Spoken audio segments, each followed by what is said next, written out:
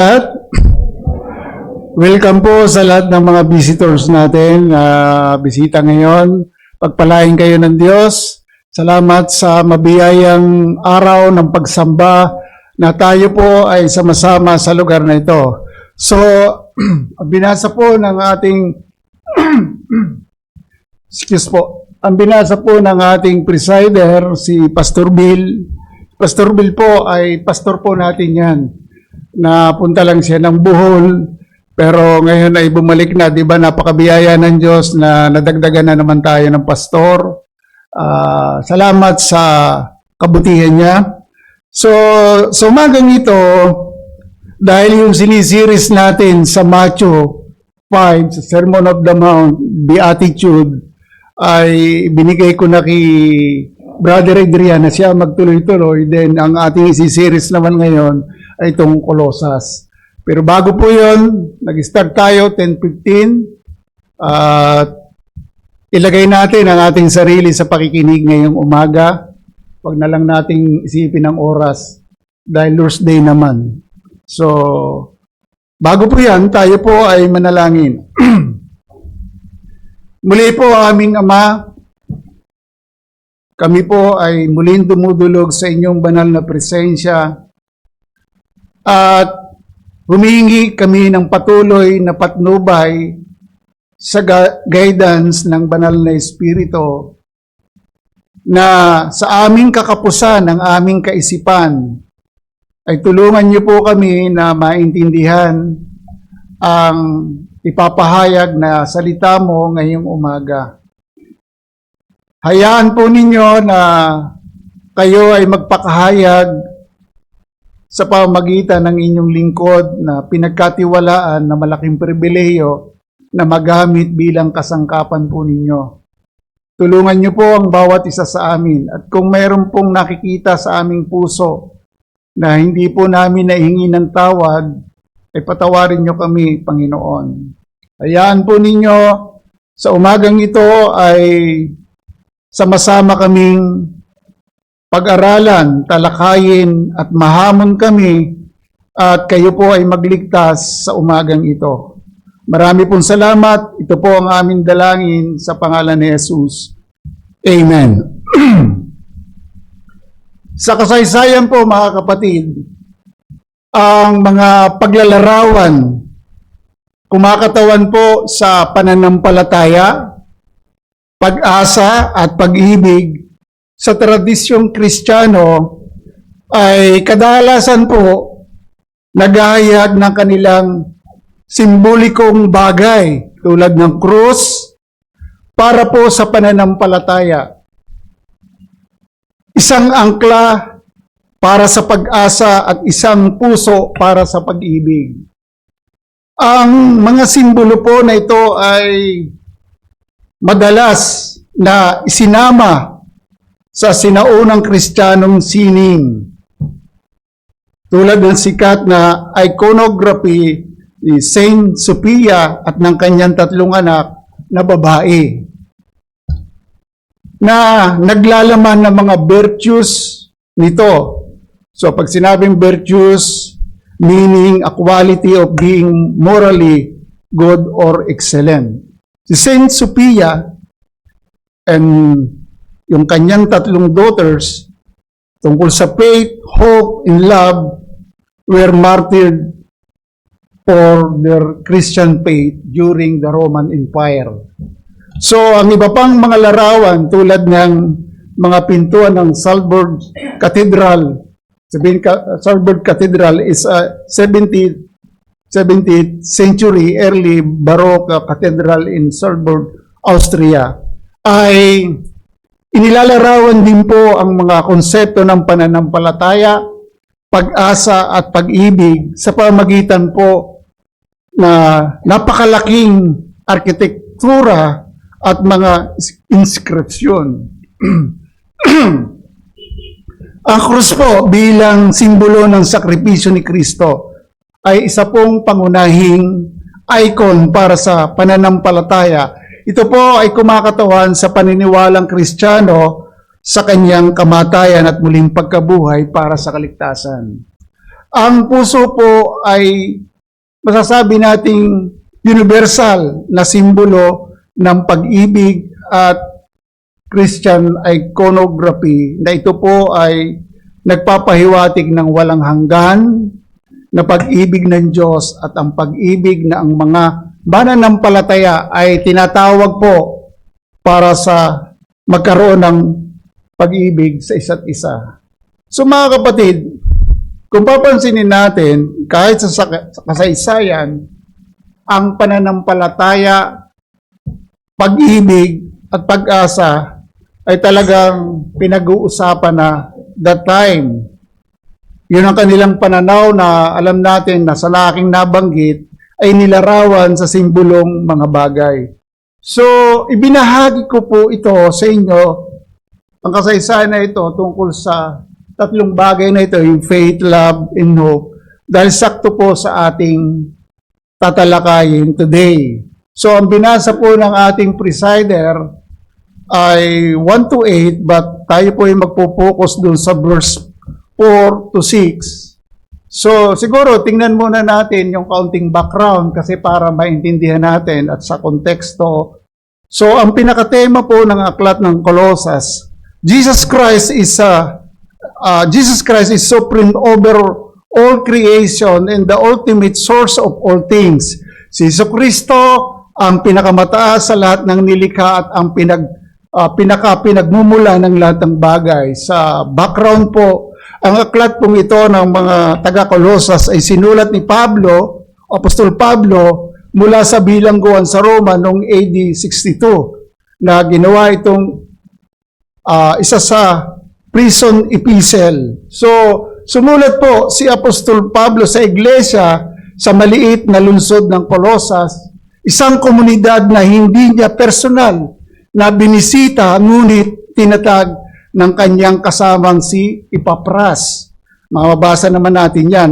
So ang layunin po ng sulat na ito ay upang kontrahin ang isang mapanganib na maling aral na nagbabanta sa iglesia sa pamamagitan ng pagdidiin ni Pablo kay Jesucristo. So, sinulat nung unang pagkabilanggo ni Pablo sa Roma, malamang nga po yung AD 62. So, ang iglesia po sa Colossus, isang lungsod sa Asia Minor na matatagpuan po sa lambak ng Lycus River. So, ang liham pong ito ay pinadala kasama sina Tychicus at Onesimo sa iglesia na pangunahing binubuo ng mga mananampalatayang hintil. Kailangang makita muna natin ito. Isang mapanganib na turo ang kumalat sa Colossus na nagbabawas sa tungkulin at pagkikilanlan kay Jesucristo. Colossus chapter 2 verse 4 to 23. So, mapapansin natin yung tinatawag na Gnosticism, Hellenistic philosophy. So, malamang po ito sa pagtuturong ito ang mga aspeto ng filosofiya ng Grego, Romano. Posible po nga idea yung Gnostic po. Ano ibig sabihin na Gnostic? Sinasabi nila ang mga material na nasa mundo ay bilang masama. Kumbaga, lahat ng bagay ay masama, material. Nagtataguyod ng lihim na kaalaman para po sa spiritual na pagkakamit. So, kaya sumulat po si Apostol Pablo upang labanan ang maling aral na ito sa pamamagitan ng pagigiit sa pagiging preeminente ni Kristo sa lahat ng nilikha. Kabilang po dito ang mga kapangyarihan sa kosmiko at hikayatin ng mga mananampalataya na mamuhay ng isang maturidad na buhay Kristiyano. So mga kapatid, nagbigay din po siya dito ng babala laban sa mga legalistikong gawain, asistismo na tinataguyod ng mga huwad na guro. Mga kapatid, magandang talakayin po natin ito.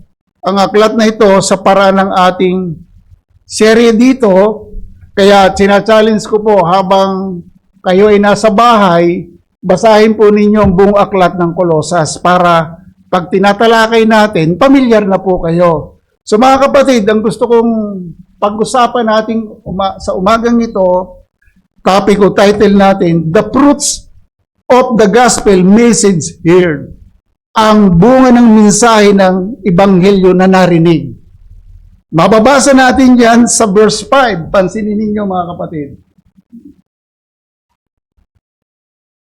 Sabi po sa mula verse 4, sapagkat nabalitaan namin ang inyong pananampalataya kay Kristo Jesus at ang pag-ibig ninyo sa lahat ng mga banal. Dahil sa pag-asa na nakalaan sa inyo sa langit na inyong narinig, take note ha, inyong narinig noong una sa salita ng katotohanan ang ebanghelyo. 6. Na dumating sa inyo, gayon din naman kung paanong ito'y namumunga at lumalago sa buong sanlibutan, ay gayon din naman sa inyo mula ng araw na inyong marinig at maunawa ng biyaya ng Diyos sa katotohanan. So mga kapatid, kaya yun po ang ating topic, ang bunga ng mensahe ng ebanghelyong narinig. Kaya mahalaga po ang pakikinig. At titingnan natin yan. Kaya ang summary ng ating mensahe, ang bawat mananampalataya na nakasumpong ng biyaya ng kaligtasan na bunga ng kanilang pakikinig mula sa kapangyarihan ng ebanghelyo ay dapat magbubunga sa kanilang buhay. Hindi po pwedeng walang bunga sa isang Kristiyano na narinig niya ang ebanghelyo at kanyang naintindihan at siya'y sumampalataya ay kailangang magbunga sa kanyang buhay. May tatlo po tayong puntos na pag-uusapan. The true faith in Jesus Christ. Ang tunay na pananampalataya sa Panginoong Hesus. Diyos po. Medyo namamaot.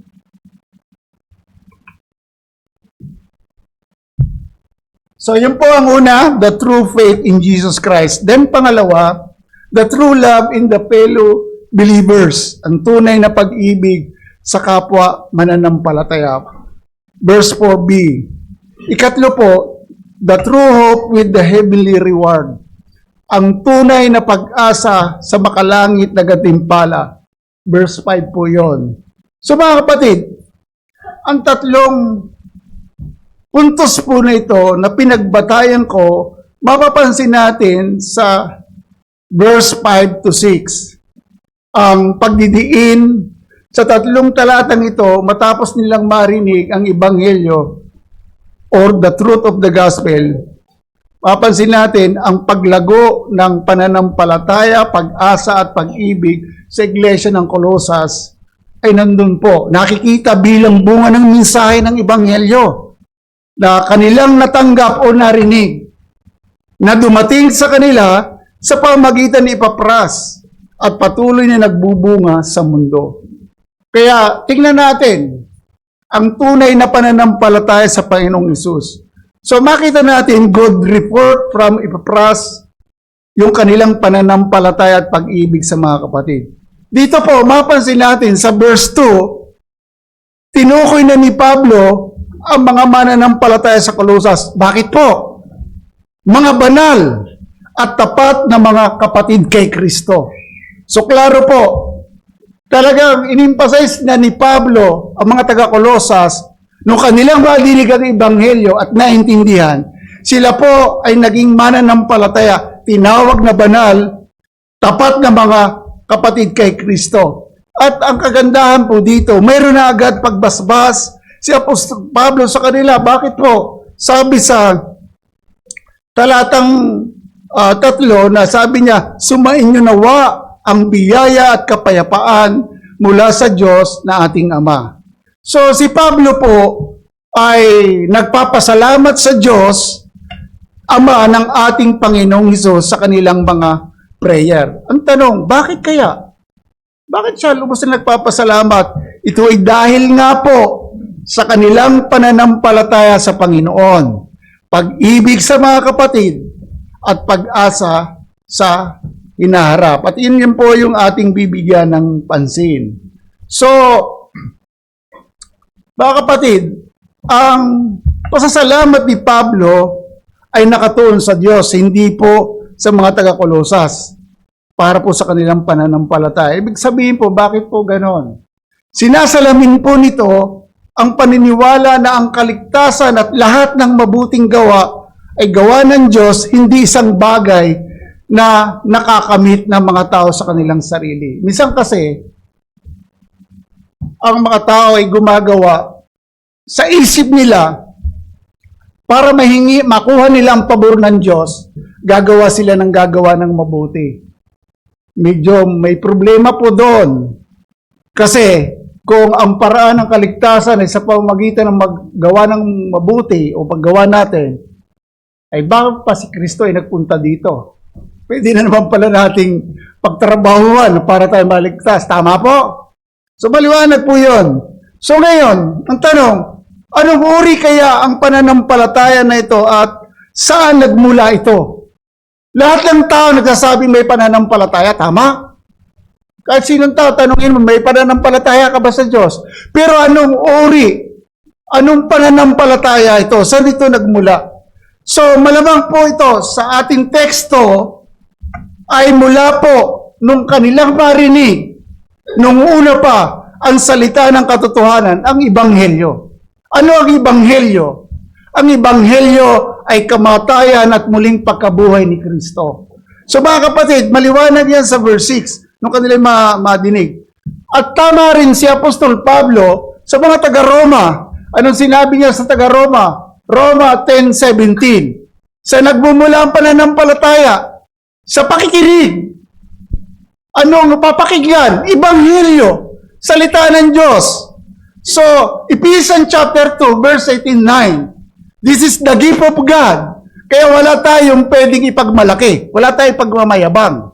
So, gift yan from God. At nilinaw din ni Apostol Peter doon po sa 2 Peter chapter 1, verse 1, yung precious faith, mahalagang pananampalataya na tinanggap ng mga mananampalata. Kanino katulad?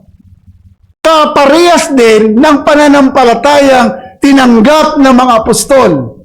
So yun po mga kapatid, malinaw po yun. So, yung pananampalatayang yun, ay alam natin na nakuha sa katuwiran ng ating Diyos at tagapagligtas na Panginoong Jesucristo. Ngayon, ano ang genuine faith? Ang genuine faith po, mga kapatid, ang tunay na pananampalataya kay Kristo ay isang malalim. Anong malalim? Buhay na pagtitiwala at pangako sa Kanya bilang nag-iisang tagapagligtas. Ihiwalay na natin kung mayroon dito nag-iisipan na ibang tagapagligtas. Isa lang ang ating tagapagligtas na naghahatid sa isang relasyon, tamang relasyon sa ating Amang nasa langit. Kung walang Kristo, kung walang mamamagitang Kristo, never kang magkaroon ng relasyon sa Ama. Hindi ka pwedeng magkaroon ng panalandakan. Hindi, may relasyon ako sa Ama. But without Christ, never kang magkaroon ng relasyon. At itong relasyon na ito ay nakaka-impluensya sa mga pagkilos, desisyon at kaugnayan ng isang tao sa Diyos. So ngayon, gusto kong linawin sa bawat isa, lalo na po sa mga bisita natin at wala pang pagkakilala sa Panginoon. Kasi baka iniisip natin, pastor, mayroon akong pananampalatayang ganyan. Pero paano ba? Ano ba ang nauna bago magkaroon ito? Sa tingin nyo, by status, ang tao ay makasalanan.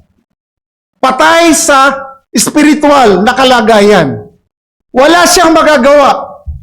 Hindi siya makakaintindi ng spiritual na bagay. Pero ano ang mauna? Kailangan niya ang pagbabagong loob. Yung tinatawag na regeneration o born again. Ang born again po ay hindi relihiyon. Ang born again po, maliwanag yan na sinabi kay Nicodemo, no one can see the kingdom of God unless be born again. Pagbuhay sa Espiritu.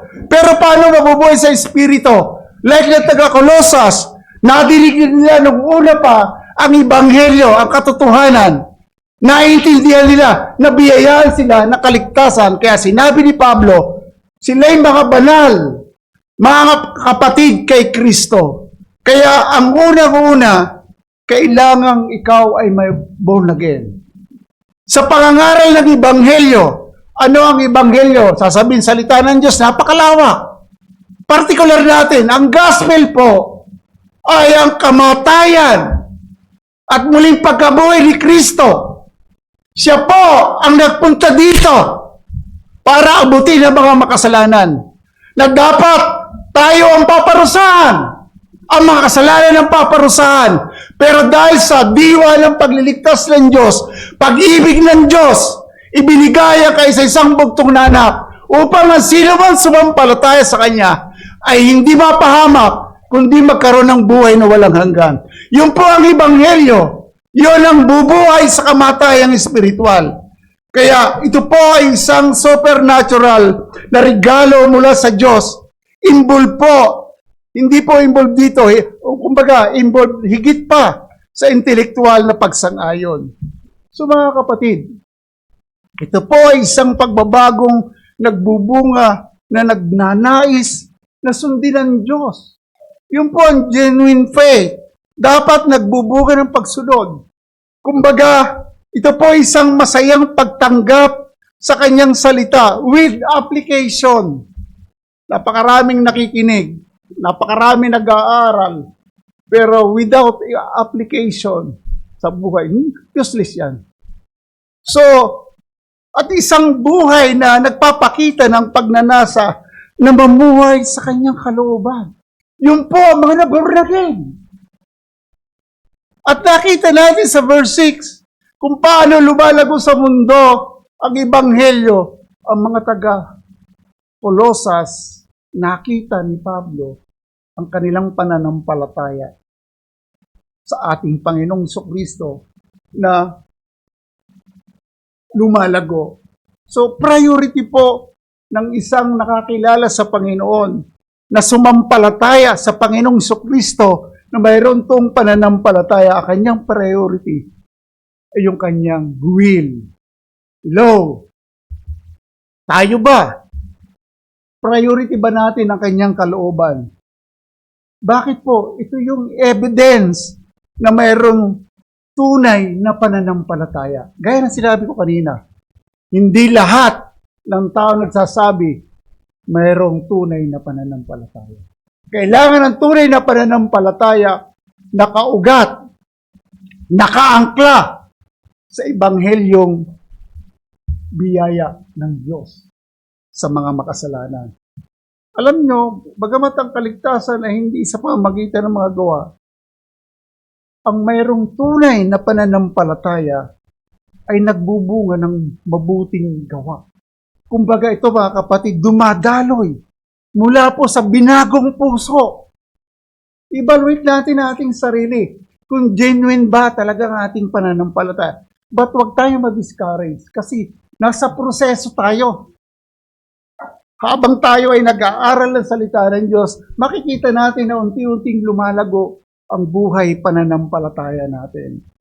Kumbaga, ang isang kinatagpo ng Diyos, magbabago po ang kanyang pagkatao. At makikita sa kanya yung pagmamahal sa Diyos at sa kapwa. Mga kapatid, alam niyo, sabi ko nga, napakarami kong kaibigan nung araw. Siyempre, pagkaibigan nung araw, barkada, biso dyan. But very thankful po ako na maging mananampalataya. Ang dami kong parents. Ang dami kong ate. Ang dami kong kapatid. Grabe po. Talagang ang daming nagmamahal. Kaya sa unang challenge, o point mo na, ang tunay na pananampalataya ay nakasalalay lamang sa biyaya ng Diyos at sa nagbabayad salang sakripisyo ni Jesucristo para sa kaligtasan. Hindi sa mga pagsisikap o gawa ng tao. I-reject natin yon. Biyaya lang ng Diyos sa atin ng kaligtasan. Hindi ka marapat dito kasi makasalanan ka eh. Makasalanan tayo eh. Di ba? Pero dahil sa habag, awa, biyaya ng Diyos tayo. Sa unang hamon po. Kaya nga mga kapatid, ang tunay na pananampalataya kung ito ay nakasalalay o nakabatay sa biyaya ng Diyos, hindi pwedeng hindi magbubunga ng mabuting gawa. Ang mabuting gawa, nakadesign na niya from eternity. Ephesians chapter 2 verse 10. Tayo ang pinakamahusay na gawa kay Kristo na nakalaan sa mabuting gawa na inihanda na ng Diyos mula pa noon. Ano ang mabuting gawa? Napakarami pag sinabing mabuting gawa, particular na intention ng Diyos, Ephesians chapter 4, mula pa sa walang hanggan, pinili na tayo para maging banal at walang kapintasan. Nakadesign tayo sa paggawa ng mabuti sa kabanalan na nagbubunga ng mabuting karakter ng isang inilagay sa pamilya ng Diyos. So mga kapatid, ang tunay na pananampalataya ay nasusubok at napapatunayan sa mga kahirapan sa buhay. Like me, napakarami kong pinagdanan sa buhay at kasalukuyang dumadanas pa rin. Pero mabiyaya ang Diyos. Wala ba kayo napansin? Medyo tumataba na uli ako. Salamat sa Panginoon, di ba? So, mabiyaya ang Diyos. So, ang tunay na pananampalataya, ano man ang sitwasyon sa buhay, kailangang matatag, nananatili ka, firm ka sa iyong pananampalataya. Napakaraming hamon, tiyaga lang mga kapatid. So, involved dito ang isang taus-pusong pangako, aktibong pagtitiwala sa Diyos na nagsimula ito sa isang personal na pagkilala at pananampalataya kay Jesucristo bilang tagapagligtas. So, yun po ang una.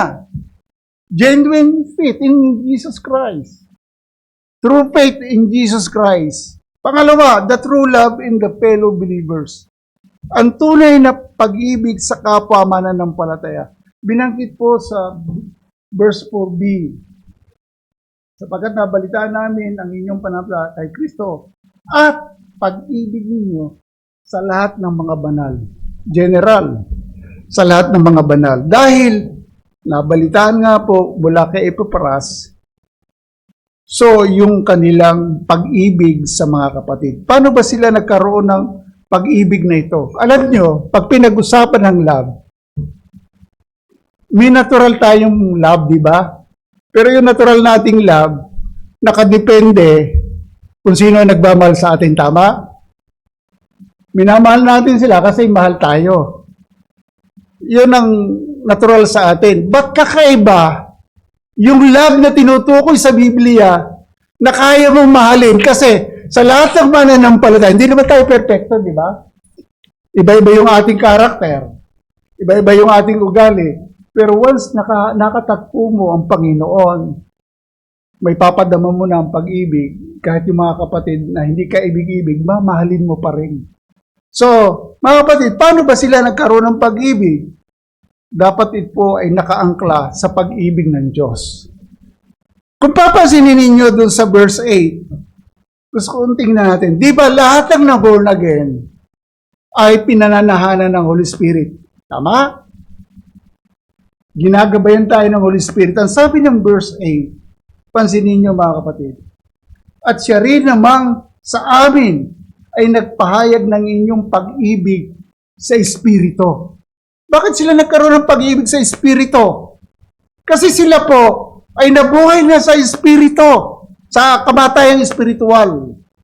Pinananahanan sila ng banal na Espiritu at maliwanag sa Roma chapter 5b, ang pag-ibig ng Diyos ay binuhos na sa ating mga puso sa pamamagitan ng Espiritu na ibinigay sa atin. Binuhos na po. Pagdidiin po, magkakaroon lamang tayo ng pag-ibig ng Diyos sa ating mga puso sa pamamagitan ng Espiritu ng Diyos. Sa Griego po, ito po ay tinatawag na agape love. Agape. Sa mundong ito, matatagpuan lamang ang tunay na love sa mga tunay na mananampalataya kay Kristo. True love, matatagpuan lamang kay Jesus Christ. Ang pag-ibig po sa kapwa, mga kapatid, ay isang pangunahing turong Kristiyano. Maliwanag ang pagkakasabi ni John. Ang Panginoong Hesus po nagsasalita dito. Pakinggan nyo. Narito, si John po nagsasalita. Narito ang pag-ibig. Hindi tayo umibig sa Diyos. Sa 1 John 4, verse 10 and 19. Narito ang pag-ibig. Hindi tayo umibig sa Diyos, kundi siya ang umibig sa atin. At sinugo ang kanyang anak na pantubos sa ating mga kasalanan. Verse 19, itong magandang tingnan natin. Tayo'y umiibig. Bakit? Bakit tayo umiibig? Yung mga hindi kaibig-ibig na kaya na nating ibigin. Because siya yung unang umibig sa atin. Sa paanong paraan? Pinakita niya sa pagsusugo ng kanyang bugtong na anak. Ang diwa ng pagliligtas ng Diyos, love. Gayon na lamang ang pagsinta ng Diyos, binigay niya ang kanyang bugtong na anak upang sino mang sumampalataya sa kanya ay hindi mapahamak, kundi magkaroon ng buhay na walang hanggan. Kaya tayo natutong magmahal, like ng taga-Kolosas, dahil ang Diyos ang unang nagmahal sa atin. So, na ito po ay pinakita ng isang bagong utos, na itong ibig kong sabihin kanina, ang Panginoong Hesus ang nagsasabi saan? John 13, 34 to 35, na ibigin ang isa't isa, gaya, take note ha, gaya ng pag-ibig niya sa kanila, na nagsisilbing tanda ng mga tunay na disipulo. Identification ng isang disipulo of Christ, love. Nag-iibigan sa isa't isa. Kaya sa church, na kinatagpo ng pag-ibig ng Diyos, na biyaya ng kaligtasan, mangibabaw ang love sa isa't isa. Bagamat may baka depekto, pero dapat mangibabaw. Ang pag-ibig po na ito ay involve ang practical na pagpapahayag tulad po ng paglilingkod sa isa't isa, pananalangin sa isa't isa, pag-i-encourage sa isa't isa, paggalang sa isa't isa, at pagbabahagi sa iba pang komunidad ng iglesia. So mga kapatid, nakapaloob po dito sa pag-ibig sa mga kapatid ang pagpapatawad. Below. Mangibabaw sa atin ang pagpapatawad. Bakit? Sa nakaangkla ang ating pagpapatawad dahil tayo'y pinatawad ng Diyos. Ipagmamarapot ba natin ang pagpapatawad sa mga nagkasala sa atin? Hindi, siyempre, dapat may mga evidence din naman ng pagsisisi. Pagpapakita ng mabuting pakikitungo. Ito po ang nais ng Diyos sa pamilya ng Diyos. Sa kanyang pamilya, sa kanyang mga anak. Mga kapatid, ito po ay isang pagtuon. Kahit po ang pagsasakripisyo, taimtim na pag-ibig na inuuna ang kapakanan ng mga mananampalataya. Iba na po tayo ngayon eh. Kung dati, si ako-ism, ano nyo ako-ism? Si ako, akin. Pero once na ikaw yung naging mananampalataya, iba na ang pagtingin mo ngayon. Kapakanan na ng iyong kapatid. Bakit? Filipos chapter 2 verse 4. Huwag na ninyong tingnan ang sarili ninyong kapakanan, kundi ang kapakanan ng iba. Kaya, nga sinabi ng Panginoon sa kanyang mga alagad, verse 35 ng John 13, sa pamagitan nito, malalaman ng lahat ng mga tao na kayo'y aking mga alagad kung kayo may pag-ibig sa isa't isa. Kaya nakakalungkot kapag sa iglesia ay nagkakaroon ng pag-aaway-away. Hindi po yun ang iglesia. Mga kapatid, identification natin sa buong mundo, nakikita ang pagmamahal sa atin sa isa't isa. Because ang unang nagmahal sa atin ay ang Diyos. Hindi tayo karapat-dapat mahalin. Tayo po'y karapat-dapat na itapon sa kapahamakan. But the grace of God, yung kanyang great love, pinatunayan niya nung suguin ang kanyang kaisa-isang bugtong na anak. Siya yung unang nagmahal sa atin. Ang paglilingkod sa isa't isa na walang pag-iimbot at pakikibahagi sa pangangailangan ng kapananampalataya, kasama na po ang pagdurusa. Minsan kasi merong sakripisyo, suffering, may papakita pa rin po ang pagmamahal sa isa't isa. So, sa mga panalangin, pray one another, pagpapalakas, pagpapatibay ng loob, kasi may mga kapatid din nanghihina. May mga kapatid na tila parang gusto na sumuko. Ano ang ginagawa natin? Kasi naman ikaw hindi ka nagbabasa ng Biblia. Kasi naman ikaw hindi ka dumadalo ng gawain Kaya ka nanghihina. Hindi po. Bilang pagmamahal, abutin natin sila. Mahalagang aspeto po ito ng pag-ibig. So, pagpapakita ng paggalang, pagpaparangal sa isa't isa ng higit sa ating sarili. Ang pagiging bukas, yung pagiging hospitable. Gusto ko lang i-share na kasi kami po ay nakatira sa isang pamilya na kung saan lagi kong kausap ay yung isang bunsong anak na napakatalino na someday daw, pag siya'y naging engineer, ipagpapagawa raw kami ng mansion. Wow, lagi nakikipagkwentuhan sa akin ng bata na yun. Napakatalino niya. Pero, very thankful ako kasi napakabuti nilang mga tao. So, sa kapurihan ng Panginoon. So, ang point natin, ang pag-ibig ay inilalarawan bilang pinakabuod ng tunay na Kristyanismo at isang batong panulok ng paggalang sa mga mananampalataya. Pangalawang challenge sa ating second main point, pag-ibig sa ating mga kapatiran. Mga kapatid, sa pamamagitan ng pagpapakita ng ganitong uri ng pag-ibig, tayong mga mananampalataya ay nagiging sagisag. Anong sagisag? Ng pag-ibig ng Diyos na pinakita sa atin sa pamamagitan ni Kristo at nagpapakita na tayo ay mga tagasunod ni Kristo. Pangatlo, the true hope with the heavenly reward. Ang sabi ng verse 5, dahil sa pag-asa na nakalaan para sa inyo sa langit, na inyong narinig noong una sa salita ng katotohanan ng Ebanghelyo na dumating sa inyo, gayon din naman kung paanong ito'y namumuga at lumalago sa buong sanlibutan, ay gayon din naman sa inyo, numula ng inyong marinig at maunawa ng biyaya ng Diyos sa katotohanan. So, anong ibig sabihin ng pag-asa na nakalaan sa atin doon sa langit?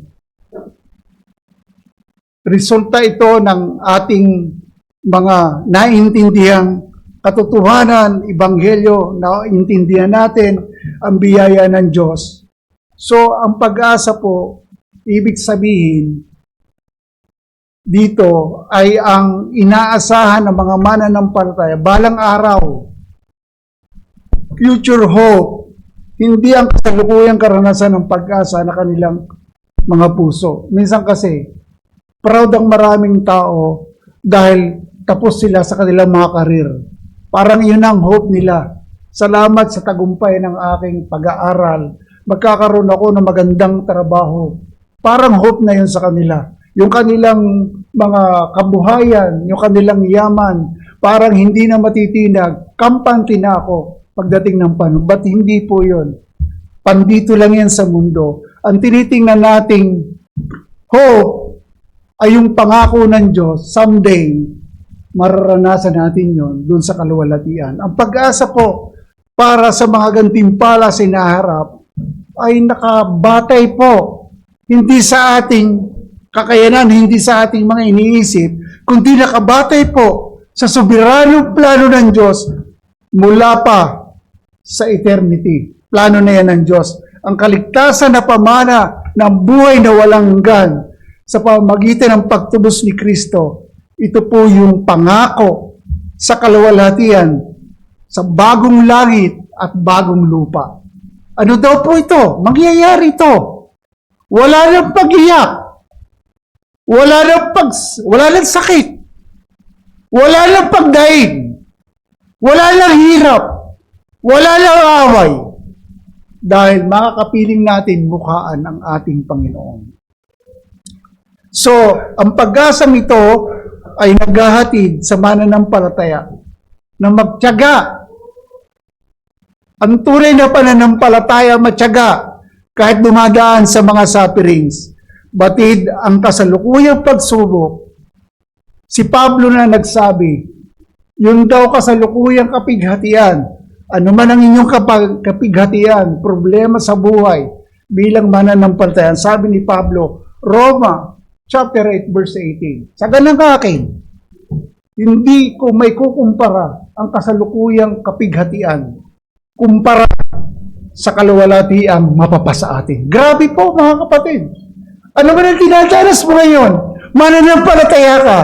Huwag mong yan ang pagpukusan mo. Tignan mo yung future hope. Kasi pangako na yan. Nangako sa lumang tipan, darating ang tagapagligtas. Nangyari ba? Natupad. Dumating si Kristo. Then nagturo siya sa kanya mga alagad. Mga gospel bearer. Inatid sa buong mundo. Inabot tayo. Nananatili ang pangako. Darating ang panahon. Si Christ ay namatay at muling nabuhay para bigyan tayo ng pag-asa sa hinaharap.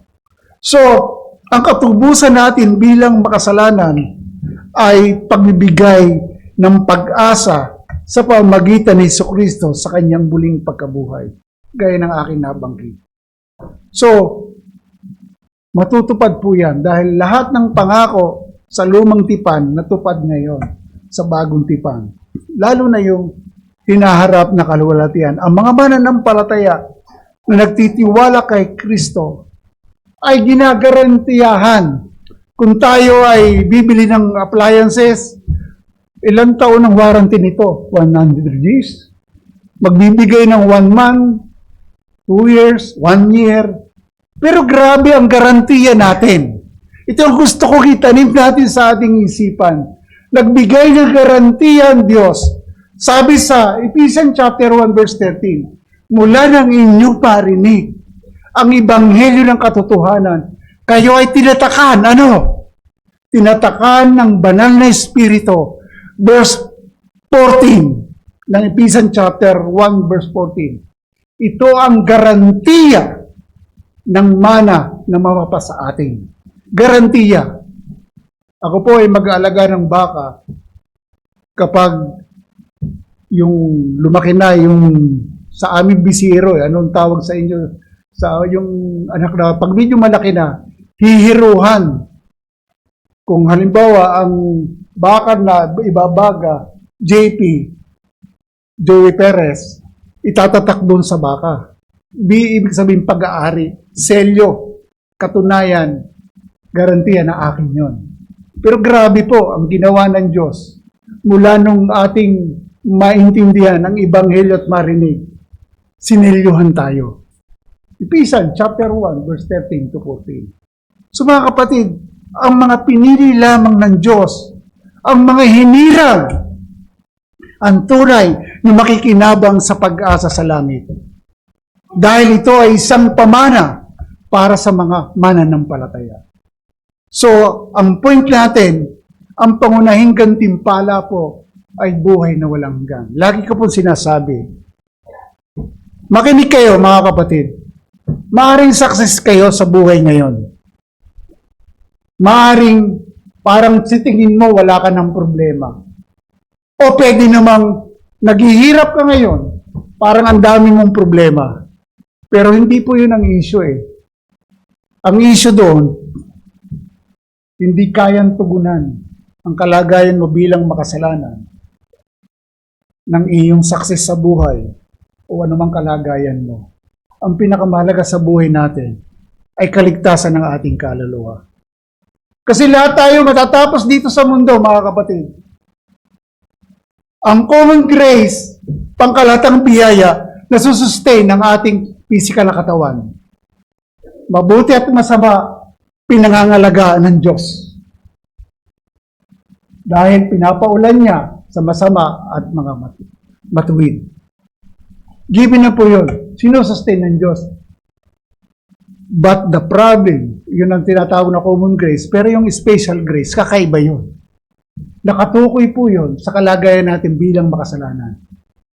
Ang kaluluwa natin ay madumi. Ini-emphasize ko ito sapagkat napakahalaga sa buhay ng tao ay ang kaligtasan ng kaluluwa. So, ang pangunahing gantimpala ay buhay na walang hanggan, na kinabibilangan ng pamumuhay, magpakailanman, kasama ng Diyos sa kaluwalhatian na nagbihining tulad ng araw. Grabe po! Wala nang suludon. Wala nang, ano ba ngayon yung sikat na ilaw ngayon? Solar! Wala na solar. Wala nang nakikislapang ilaw. Bakit? Ang light na natin ay ang liwanag ni Kristo. So, si John Bunyan po ang nagsabi, itinuri ni John Bunyan ang pananampalataya, pag-asa at pag-ibig bilang mahalaga. Magkakaugnay na mga aspeto ng karanasang Kristiyano. Itinuro ni John Bunyan na walang katapusan, hindi natitilag na pag-ibig ng Diyos ay ang pundasyong kapangyarihan sa likod ng pananampalataya at pag-asa habang ang pananampalataya ay nagpapahintulot sa mga mananampalataya na magtiwala sa mga pangako at pag-asa sa Diyos na nagbibigay sa kanila ng katiyakan ng isang hinaharap na walang hanggan sa piling niya. Tama po siya.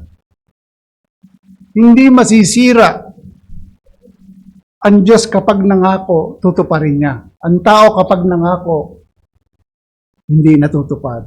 So mga kapatid, tayo mga mananampalataya, mayroong tunay na pananampalataya, pag-ibig sa kapatid at pag-asa na nakapundasyon sa narinig na naunawang biyaya sa katotohanan ng Ebanghelyo. Sa ating pagtatapos mga kapatid, gusto kong ulitin, lubos ang pasasalamat ni Apostol Pablo sa kanilang mga panalangin, verse 3. Reason, dahil nga po nabalita ng kanilang pananampalataya, pag-ibig at pag-asa. Ito po ay napakabuti na nangyari sa mga taga-Kolosas. Ibig sabihin po nito, ang paniniwala o pananampalataya natin kay Kristo at ang pag-ibig sa mga kapwa mananampalataya ay hindi po nakahiwalay. Take note. Hindi po pwedeng ihiwalay o nakahiwalay sa katotohanan ng Ebanghelyo na siyang biyaya ng Diyos sa ating mga mananampalataya. Kundi ito po ay direktang resulta ng ating pagtitiwala sa pag-asa sa langit. Ang makalangit na mga gantimpala ay hindi pangsarili dahil ito'y nakaugat sa pag-ibig ng Diyos at pagnanais na palugdan siya. Walang ibang dapat nasa puso natin dahil tayo minahal ng Diyos sa pamamagitan ni Kristo, tayo napabilang sa pamilya ng Diyos, parangalan natin siya. Yan ang pinaka-highest calling natin, to glorify Him forever, na makapiling natin siya. Sa pagpasok natin sa langit, tayo po ay mapupuno ng walang hanggang kabutihan, kagandahan ng Diyos na malilimutan natin ang ating mga sarili dahil ganap na nakatuon ang ating sarili sa pagmamahal, paglilingkod sa Kanya. Mga kapatid, ang langit po ay isang estado na walang katapusang kagalakan. Pag-ibig, kagandahan na walang kalungkutan. Pagkabulok tulad ng isang walang hanggang bukal ng buhay at walang hanggang araw na binanggit ko kanina. Tayo mga mananampalataya ay dapat magpatuloy sa pananampalataya Ano man ang kinakaharap natin? Mga kapatid, dinidiin natin ito. Walang ibang layunin ng Diyos. Isipin ninyo mga kapatid, siya ay Diyos na nagkatawang tao. Tayo po ay dapat deserve na mapahamak. Pero ibinigay niya at nagkaroon tayo ng tunay na pananampalataya at nagbunga ito ng pag-ibig sa mga kapatid, maging matatag, nakatindig, na matibay, na hindi nakikilos sa pag-asa ng Ebanghelyo. So ang Ebanghelyo po ay dapat naghahatid sa patuloy na pamumunga, paglago, na nagpapakita na ang mananampalataya ay hindi stagnan. Ngayon, dahil sa flood control, hindi naging stagnan ang baha. Pero ang Kristiyano hindi dapat maging stagnan.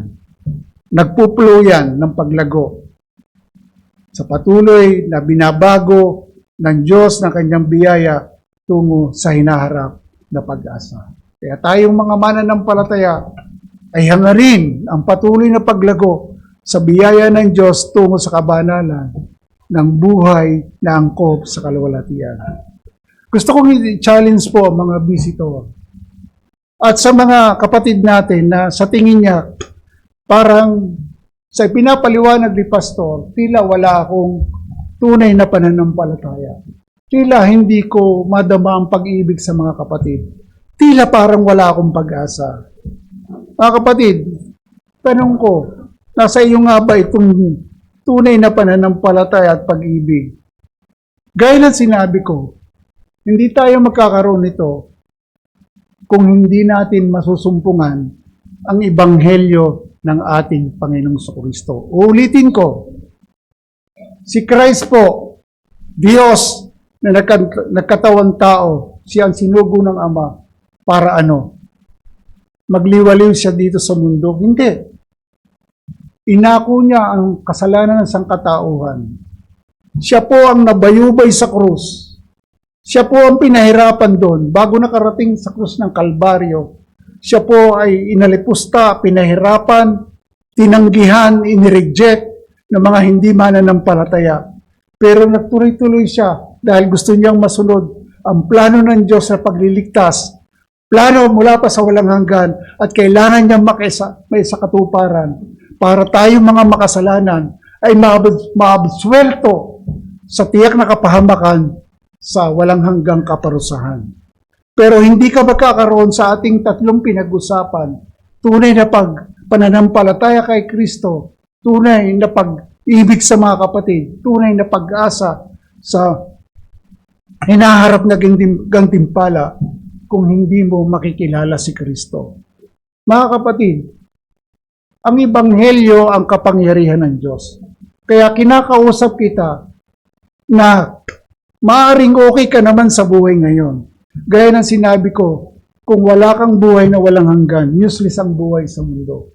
Kaya sinachallenge kita, gaya ng sinabi ng Panginoon, naghahamon siya, nag-aanyaya siya, kayo mga napapagal at nabibigat ang lubha, lumapit sa akin at kayo aking pagpapahingahin sapagkat ang aking pamatok ay magaan. At sinabi rin ng Biblia, sumampalataya tayo sa Panginoong Hesus. Sinabi rin ng Biblia na pinag-uutos ng Diyos na lahat ng tao ay magsisi.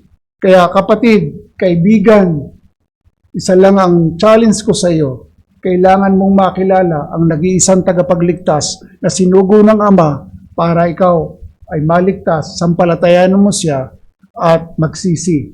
Sabi ng Biblia, may isang tugon na may dalawang mukha, pananampalataya at pagsisisi. Mangyayari yon sa kapangyarihan ng Ebanghelyo na nadinig mo ngayong umaga na si Kristo ay namatay at muling nabuhay. Pagpalain tayo ng Diyos, tayo po ay manalangin. Dakilang Diyos na makapangyarihan po sa lahat, salamat sa umagang ito, sa oras, sa pagsama niyo sa amin, sa pagpapahayag ng inyong banal na salita. Nawa po sa inyong tulong, sa gabay ng Santong Espiritu ay hindi lamang napakinggan, kundi sa aming mga mananampalataya, mas lalong magbunga ito. At sa mga wala pa po sa inyo, nawa po sila ay mahamon. Walang ibang pinakamabuti sa buhay namin bilang mga makasalanan ay kami ay maligtas upang makaiwas sa tiyak na kapahamakan na alam po namin kayo'y hukom at hindi makakaiwas ang sino mang hindi kumilala kay Kristo. At kami pong mga mananampalataya, mas lalo kaming maging matatag sa aming pananampalataya, mas lalong lumago ang pag-ibig namin sa mga kapatid at laging nakatuon sa pag-asa sa hinaharap na kalwalhatian. Pagpalain niyo po ang lahat ng nandito. Ito po ang aming dalangin sa pangalan ni Jesus. Amen.